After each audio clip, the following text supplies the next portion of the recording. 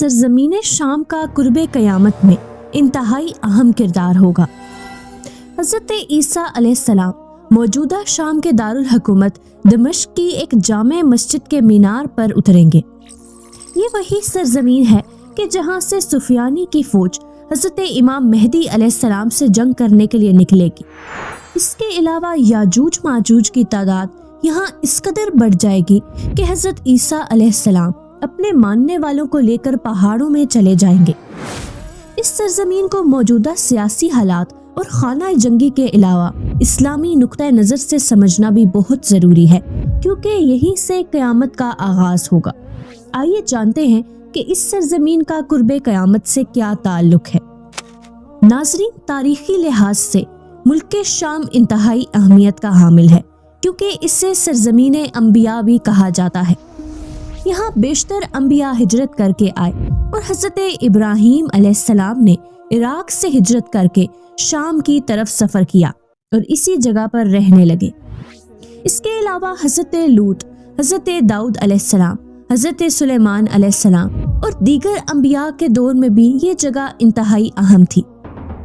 حضرت عیسیٰ علیہ السلام کی پیدائش کے بعد ان کی نبوت اور دعوت حق کا تعلق بھی اسی علاقے سے ہے۔ سرزمین شام کو قرآن حکیم میں بہت ہی برکت والی زمین قرار دیا گیا ہے۔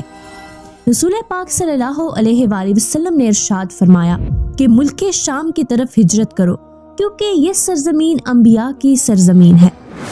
آپ صلی اللہ علیہ وآلہ وسلم نے ملک شام کو آخری وقتوں کے اندر فتنوں کا مرکز اور ساتھ ہی فتنوں سے بچاؤ کی سرزمین بھی قرار دیا ہے۔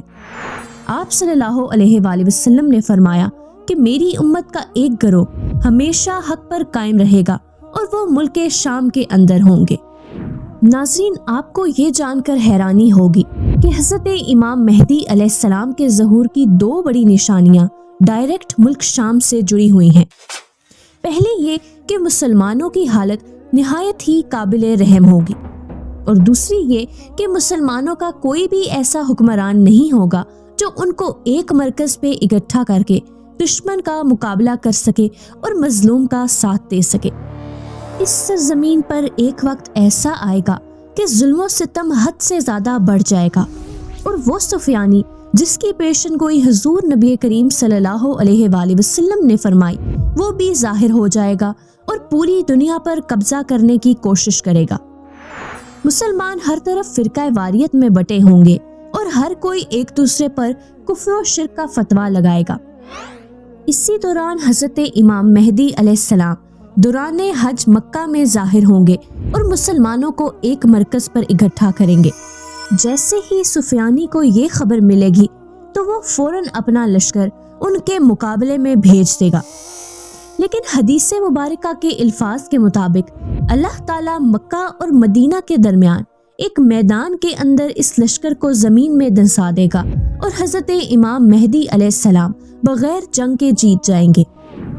حضرت امام مہدی علیہ السلام اس ظالم لشکر کا خاتمہ کریں گے اور اس کے بعد خراسان سے کالے جھنڈے والی جماعتیں نکلیں گی جو کہ حضرت امام مہدی علیہ السلام کے ساتھ ان کے لشکر میں جہاد کے لیے شامل ہو جائیں گے۔ اللہ پاک ہم سب کو حضرت امام مہدی علیہ السلام کی فوج میں شامل ہونے اور ان کے ساتھ جہاد کرنے کی توفیق عطا فرمائے۔